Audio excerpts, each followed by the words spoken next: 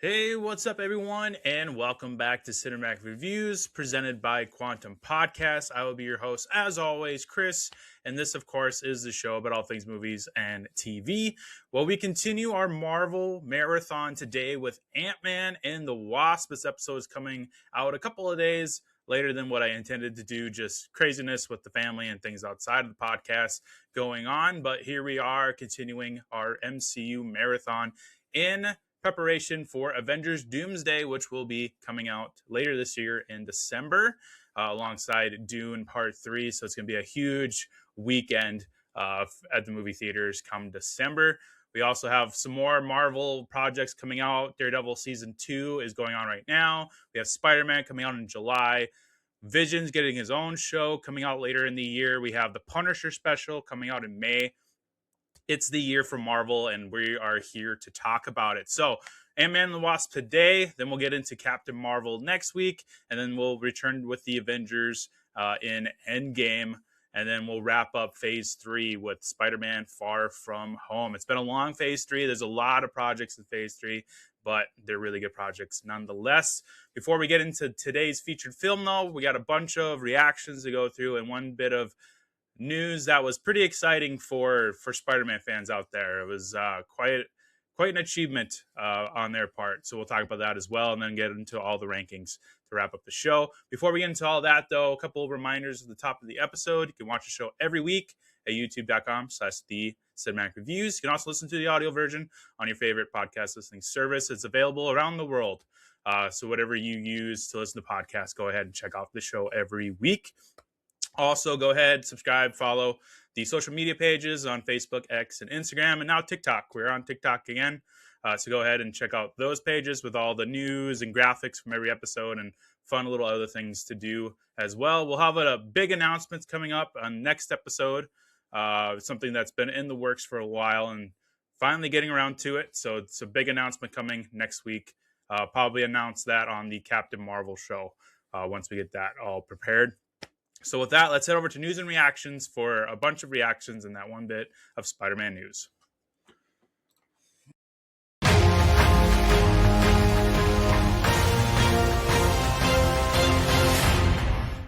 So we'll kick things off with the Spider-Man news, and then we'll jump into the three reactions I have for you today. So the Spider-Man Brand New Day trailer hit 1 billion views, which is the first time ever that a movie trailer has ever done that. So congratulations to the crew and cast of Spider-Man Brand New Day for giving us a really awesome trailer and then reaching that milestone of 1 billion views.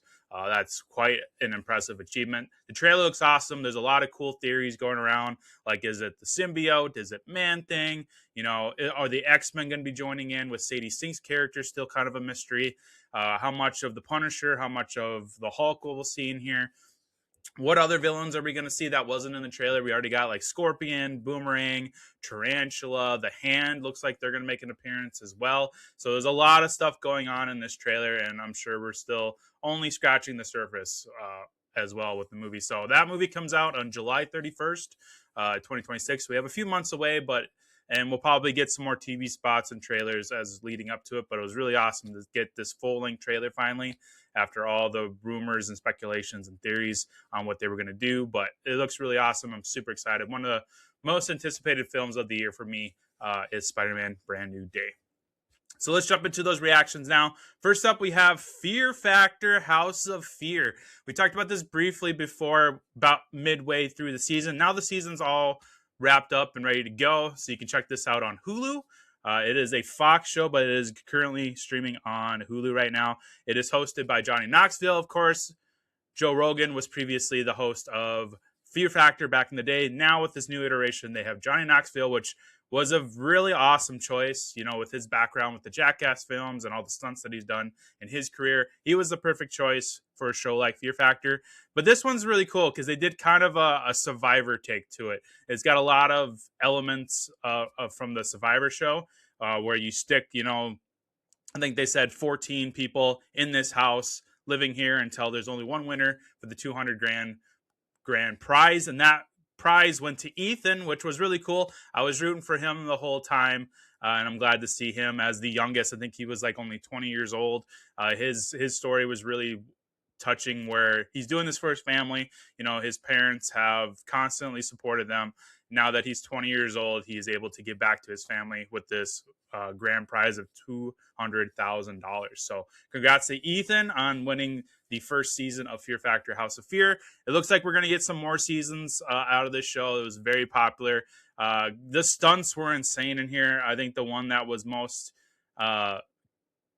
entertaining to me was probably the pain auction, where you auction off different pain tolerance that you have to go through, like getting electrocuted, or the shocking, which Ethan had to go through. There was the hot habanero peppers. There was, holding a ice cold water bucket over your head for like 5 minutes.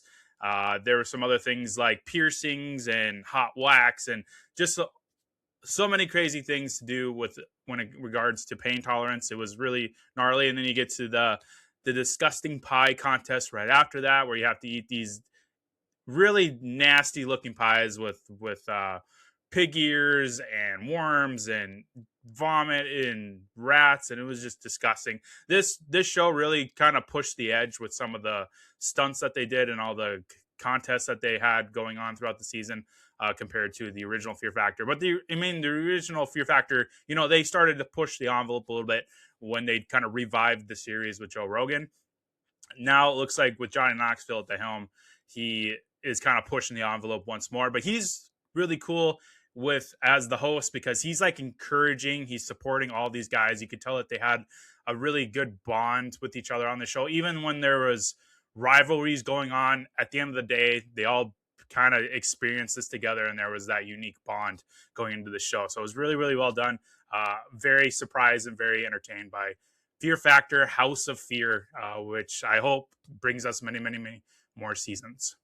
So check that out on Hulu today. Next up, we have another Hulu project. This one is a film that just came out. I want to say Friday is when this one came out. This one's called Mike and Nick and Alice. So this is a time travel film, which, if you're a fan of the podcast, know that I am a huge sucker for time travel movies. So obviously, I was super excited for this one and going to talk about it on the show. So to give you a brief synopsis of this, two friends navigate the dangerous world of organized crime, testing their loyalty and survival skills as they get deeper into the criminal underworld. This is where the time travel comes in with Vince Vaughn's character, future Nick and present Nick, where they tried to prevent James Marsden's character's death. His name is Mike, or AKA Quick Draw Mike, is what he is referred to as. Izan Gonzalez is in here as well. Keith David's in here.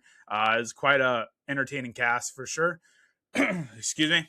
And James Marsden has been on my radar for a while, ever since, of course, his X-Men days in early 2000s. He is now returning as Cyclops in Doomsday, which is awesome. But he's been in a bunch of other things, like the Sonic films is what he's currently doing. He was Enchanted. He was in 27 Dresses. Just a whole bunch of other films that weren't really, award-winning, talk about kind of movies. He's probably best known for is Cyclops in the X-Men franchise, and then as the male lead human figure in the Sonic series, which he's great in there. He's got a really good rapport with Ben Schwartz, who voices Sonic in that franchise. But yeah, he was really good in this movie. I really like it. He's starting to come back into the spotlight, which is really nice to see. I think he's an underrated actor that just hasn't been given the right projects, probably until Sonic. He's really good at Sonic. I like him in there. And now that he's coming back as Cyclops is really, really exciting. But yeah, Mike and Nick and Alice is a really action-packed time travel movie that when you watch the trailer, you're kind of like, this looks a little ridiculous, but it's kind of like, I'm curious ridiculous. And that's exactly what it is. There's really cool action sequences, a lot of blood. The story is nothing, Oscar worthy, of course, but it's still entertaining nonetheless. And I really enjoyed it. So giving the popcorn rating for that, I'm giving it 4 popcorn buckets. I forgot to mention it with Fear Factor House of Fear, but I'm going to give that one 5 popcorn buckets. So pretty high on the popcorn rating for those two projects. Check out Mike and Nick and Alice today on Hulu. The last one we're going to talk about today before we get into our featured film of the day is Daredevil Born Again Season 2 premiere episode. I've been super excited about this ever since the first season came out last year, which we talked about. That one blew me away. It's one of my favorite Marvel projects in most recent years, and now with the season 2, it looks like it's going to get even better. Charlie Cox, of course, returns as Matt Murdock, aka Daredevil. We have Vincent D'Onofrio returning as Wilson Fisk, aka Kingpin, who is now the mayor. We've seen him kind of throughout the MCU with Hawkeye, and hopefully with Spider-Man is the hope in the future that they will square off, but he has mainly been in the Daredevil world. We've also got Karen Page coming back. We got BB Urch coming back, who is the niece of Ben Urch, who was the reporter in the original Daredevil show back on Netflix. He unfortunately bit the dust at the hands of Kingpin, but now his niece has come in to take over that reporting mantle. Looks like we could possibly be getting some more John Bernthal Punisher in here, which is super exciting. This first episode is really good. It's really action-packed, really bloody. It's kind of setting up this huge battle between Wilson Fisk and Daredevil. Looks like we're getting Jessica Jones back. And I know there's rumors going around, too, that we could get, like, Luke Cage in here. You know, some of the other Marvel characters from the Netflix universe that they created over at Marvel. But it's really cool to see Jessica Jones coming back. She was teased, of course, in the trailers. So at what point does she show up? Maybe she is the mystery savior at the end of this episode, with Daredevil getting his ass kicked by the AVTF, which is the Anti-Vigilante Task Force, which now has that Punisher logo, which was an interesting choice there. But like I said, that huge cliffhanger at the end where Daredevil's getting his ass kicked and then ends up getting saved by, appears to be like a sniper rifle, and then we get that dagger thrown in front of his face with the words etched into the blade, "You're welcome." So it could be the Punisher, it could be Jessica Jones, it could be somebody totally different.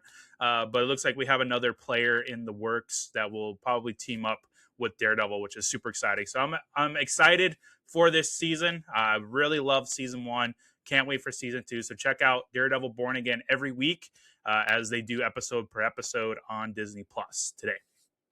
So that's going to do it for today's news and reactions. Let's take a quick break, and then we'll get into our featured film, Ant-Man and the Wasp.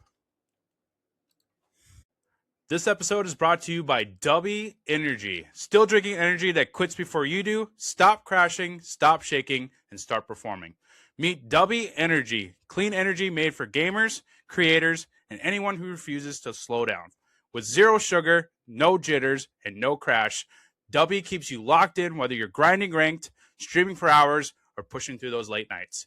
There's no crash, no fade, just gas. Drink different, perform better. Grab Dubby Energy and use code Cinematic10 to get 10% off your order today.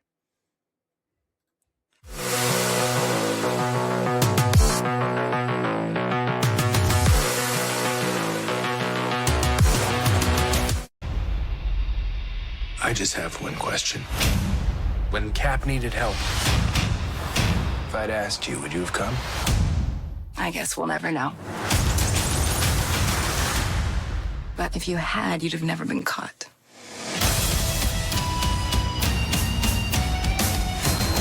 I do some dumb things, and the people I love the most, they pay the price. Thanks to you, we had to run. We're still running. Let's go.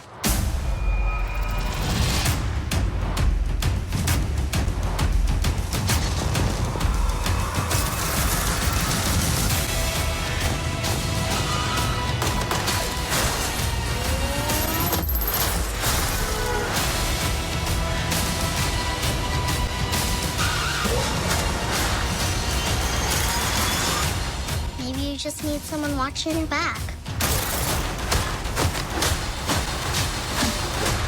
Like a partner.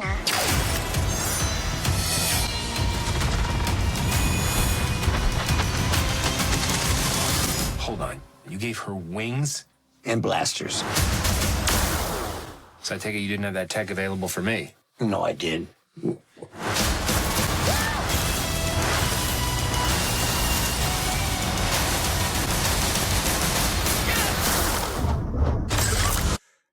So like I said, today we are going to talk about Ant-Man and the Wasp, the sequel to the Ant-Man film that came out back in, 2015, I think it was. So 3 years after that.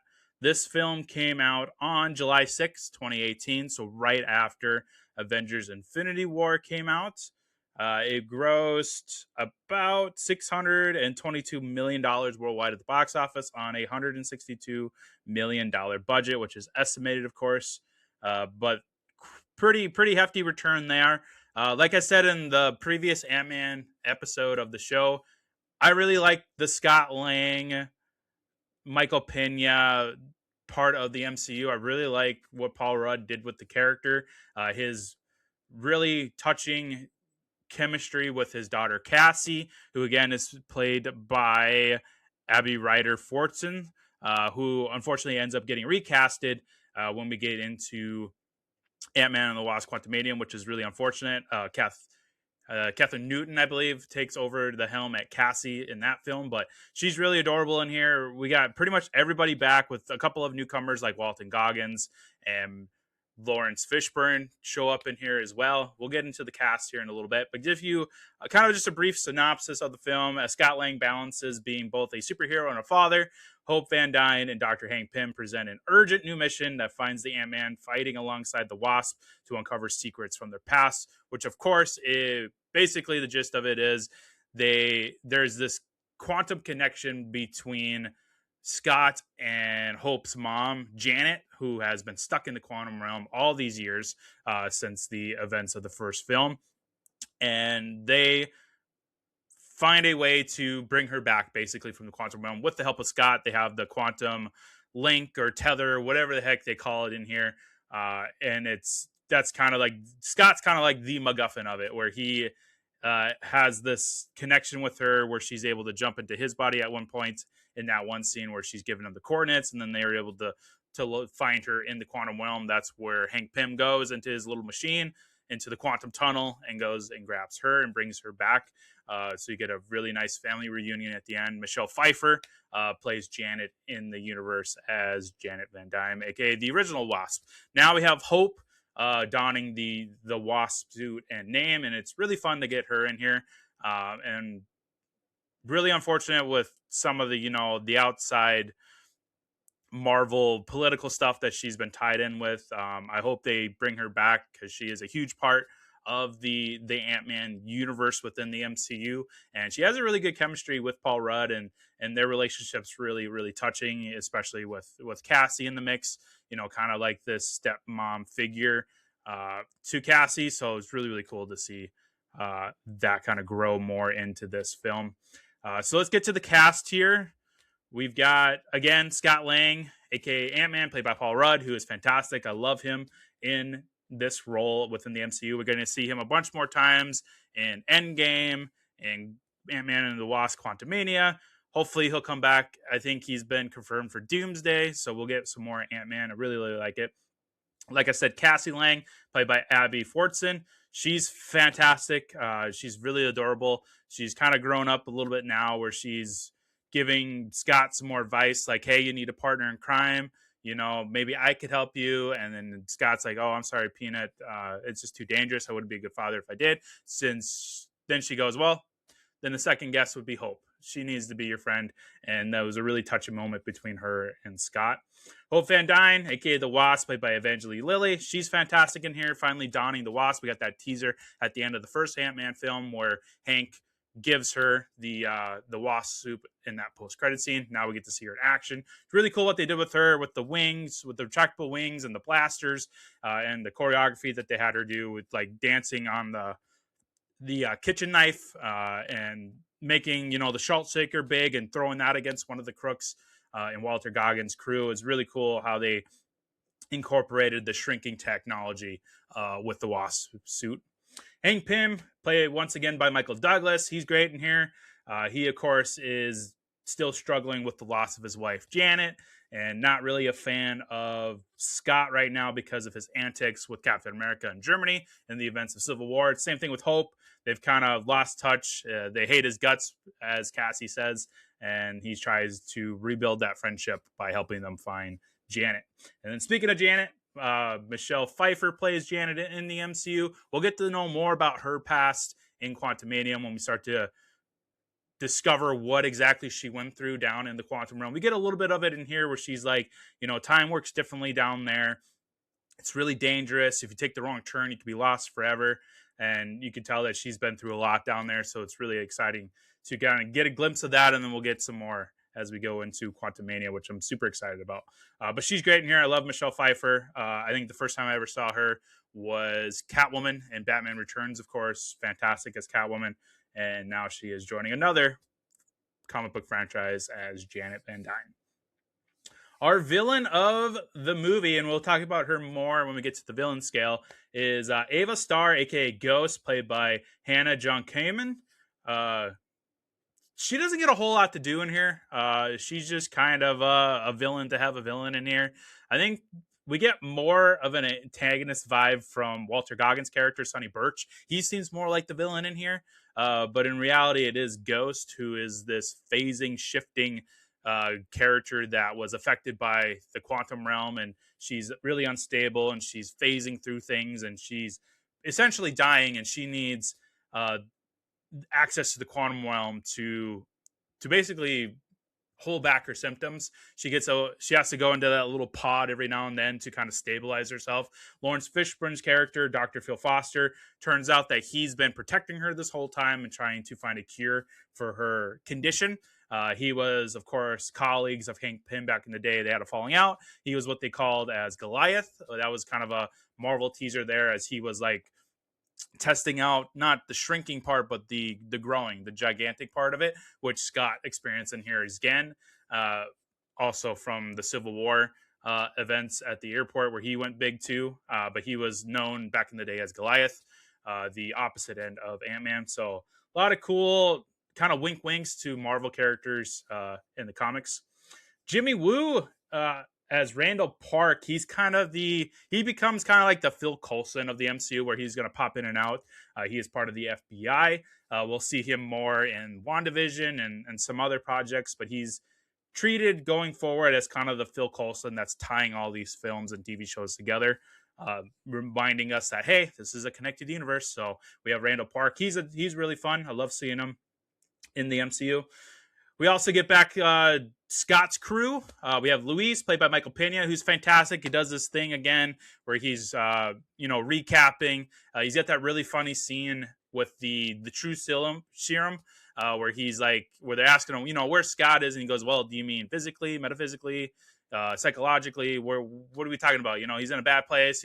Where is he physically?" He goes, "Oh, he's in the woods." He goes on this whole rant about how Scott's had a pretty difficult life and just can't seem to win at life. But he's really, really entertaining. We have Dave and Kurt coming back, the other two members of their crew. They've started this security business where they, install cameras and trips hazards and things like that. So they're starting their own legitimate business, or at least trying to, in the security world, since all their knowledge of breaking in and entering and things like that. So that was really cool to see. And then, of course, we have Maggie and Paxton, who Maggie, of course, is the ex-wife to Scott Lang, the mother of Cassie. And then we have Paxton, who is the stepdad to Cassie, played by Bobby Cannavale, and then Judy Greer, once again, as Maggie.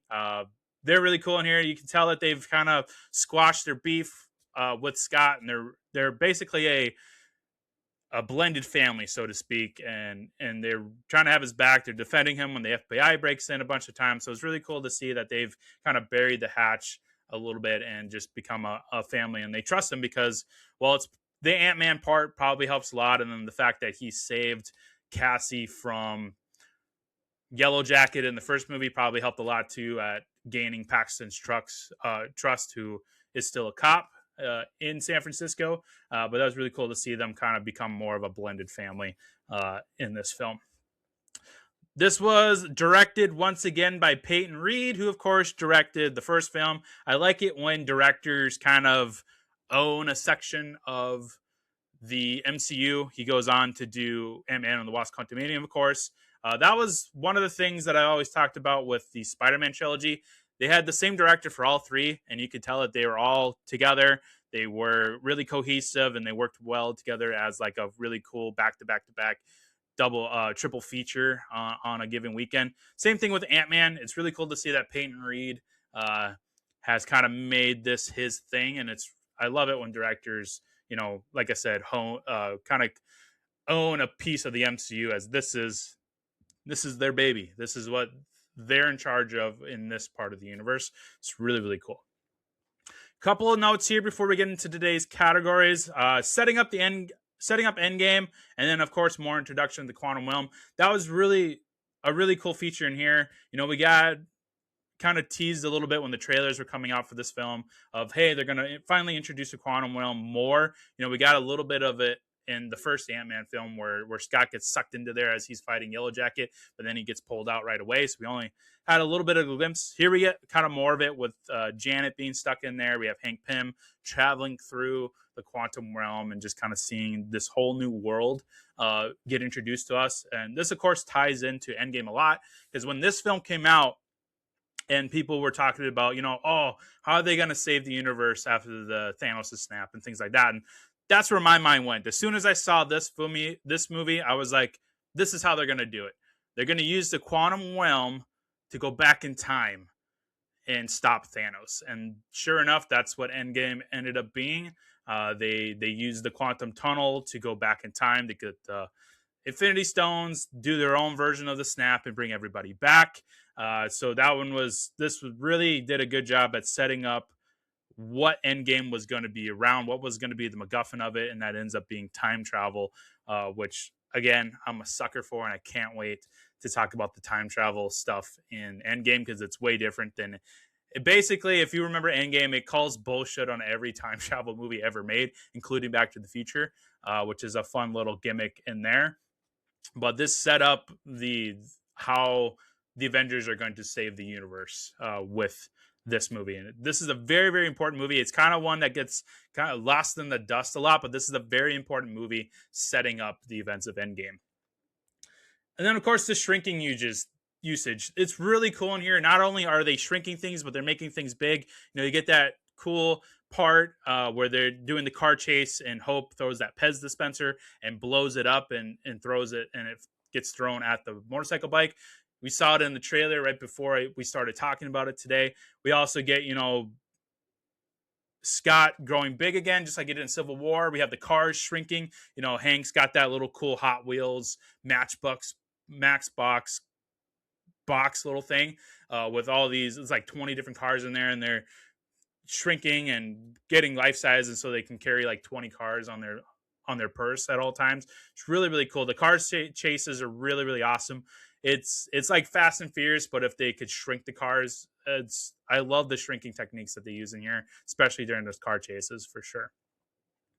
Okay, let's get to the iconic scenes. So again, these are scenes that come to your mind when you hear the title Ant-Man and the Wasp. Again, I've got 5 nominations here, and I'll give you the one that I think of the most. So the first one I have here is Scott and Cassie playing the heist. This is a really fun way to start the movie. They're playing heist. They're bonding as father-daughter. She's using words like it's the popo, it's the fuzz. Scott's like, where the heck did you even learn those phrases? Now you can kind of make the argument that this is probably not the best way to teach a kid life, how to rob stuff and conduct heists.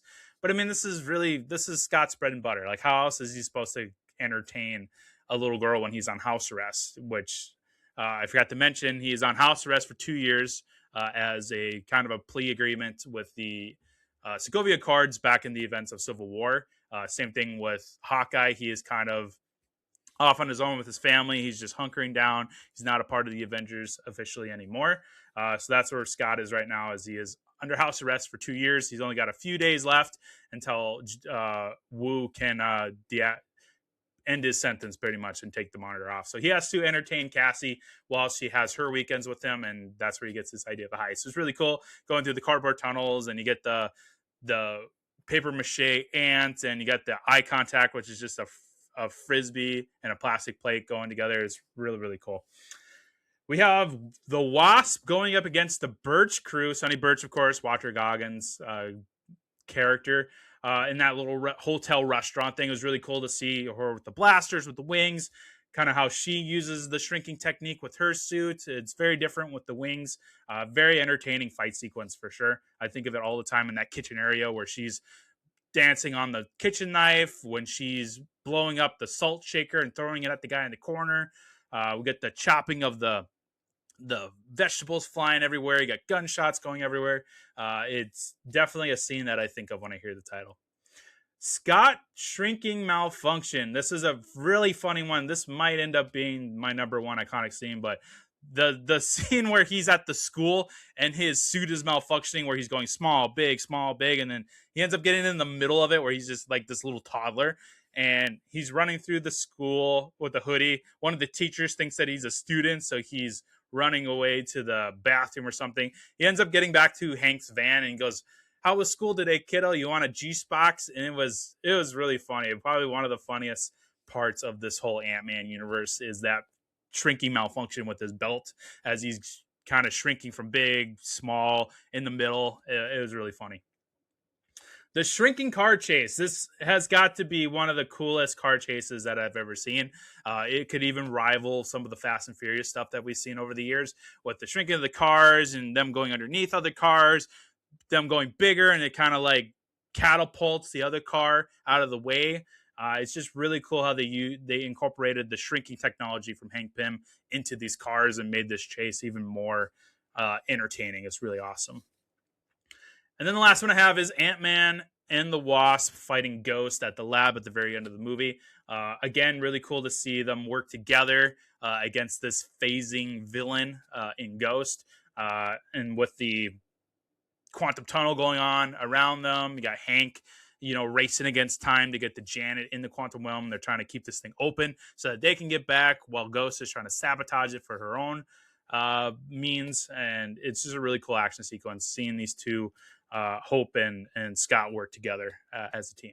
So the most iconic scene has got to be, for me, the Scott shrinking malfunction, where he's the little kid running through the school, gets back to the van, and Hank starts making these jokes about, hey kiddo, how was school? Do you want a juice box? It's really, really funny. I love it. It's probably the first scene I think of when I think of Ant-Man and the Wasp.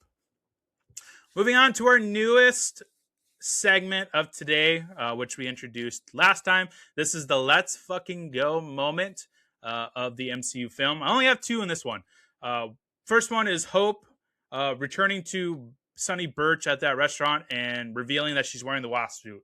When she's got the Wasp suit on, it's like, let's fucking go. Let's beat this guy up. Let's kick his crew's ass. It's really, really awesome. And then the second one I have is when Ant-Man goes big in downtown San Francisco. It's like, let's fucking go. We got the big, giant Ant-Man. He's ready to crush things, all that. I think the number one let's fucking go moment is when Hope reveals that she's wearing the Wasp suit against Sonny Birch's crew. It's like, okay, we are ready to fight and ready to see what this suit can do. So this is the let's fucking go moment of Ant-Man and the Wasp.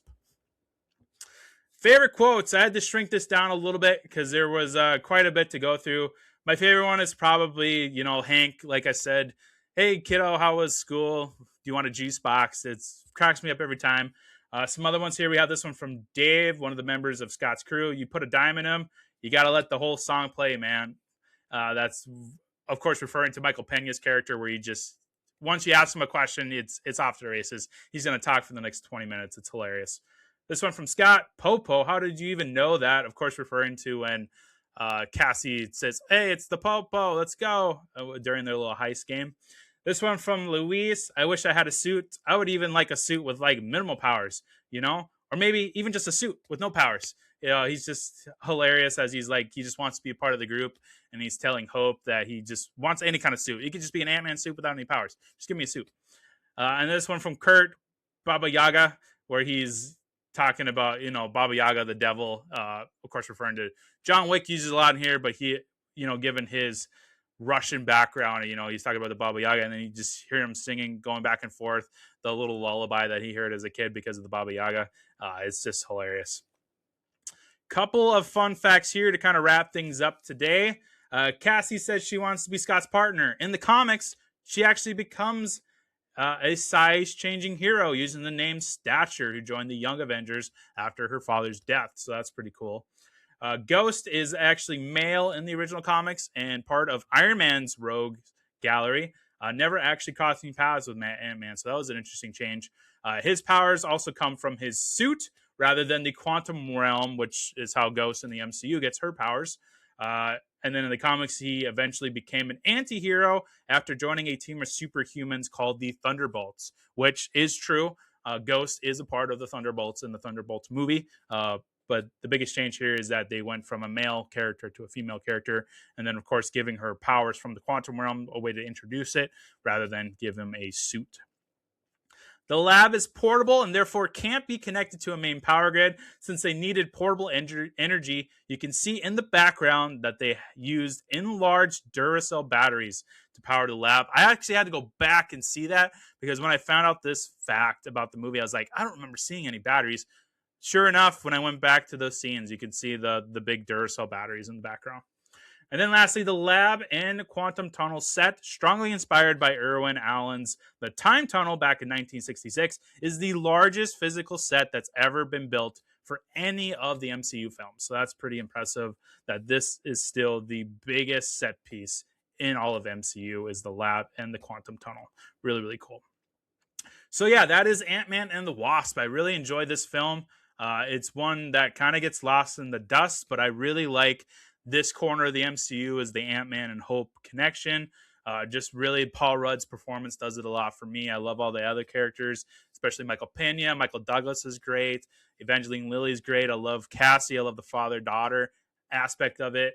We don't get that a whole lot in the MCU. The other biggest one's probably Hawkeye with his family. And then eventually when we get into Endgame, Tony has a daughter and things like that. But this corner of the MCU, I really, really, really enjoy. And I love watching Ant-Man and the Wasp. I don't see this movie enough. I've only seen it a few times since it's been out. And it's definitely one that I need to watch some more so that I can appreciate it more. But it's really, really entertaining. I absolutely love it. So let's wrap things up with all the rankings, with the MCU ranking, the villain scale, and then, of course, the popcorn rating.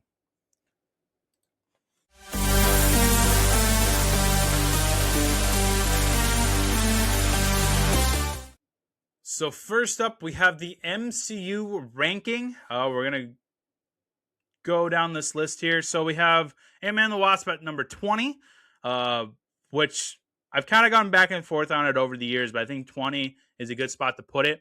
I sandwiched it right in between Ant-Man at 21 and Ant-Man and the Wasp Quantumania at 19. I know that's probably a hot take, but I think Quantumania is the best out of the three trilogies, out of this trilogy.